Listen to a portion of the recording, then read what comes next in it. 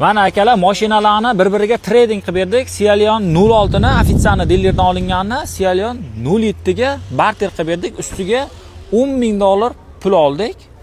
Bu nech pul so'rashmadik. Короче, shu $10,000 doplatiga kelishdik. 10,000 berdi, olib ketyapti. Bu avada oldi-orqa tortayotgan oq.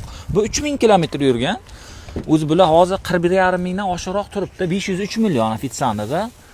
Aytsan, yurgan pragam 3074 hidab, medal hamma narsasi bor. Poliglarigacha qo'yilgan, hamma joylari bilik pianolar qilingan. O'zi matviy bo'la bilsanglar. Buni ham shu birinchi egasi 1000 qancha kilometr yurganda oluvdik buni. Komplekt to'liq, hamma narsalar bor. Zaryadnik hozir undan bunga periket bo'lyapti. Endi bu mashinani sotamiz. Mabodo bu kimga qiziq bo'lsa, bu oq 7000 yurgan ofitsialni deydilar, 25 fulli, o'sha head-up display bor, xolodilniklari bor. Orqasida ham narsalari yechilmagan. Top-toza mashina, 7000 kilometr yurgan.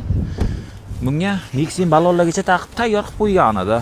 Xo'p, narxini telefonda gaplashamiz, pastda raqam qo'yaman yoki bo'lmasam Telegram kanalimga qo'yaman. Telegram kanalim, Instagramda silka ulab qo'yganman. YouTube'ga, Telegramga o'tib ketsanglar bo'ladi. Telegram kanalimga o'tib olsanglar, bunaqa elektromobillarni, arzonchiroq elektromobillarni Telegram kanaliga qo'yib sotamiz odatda.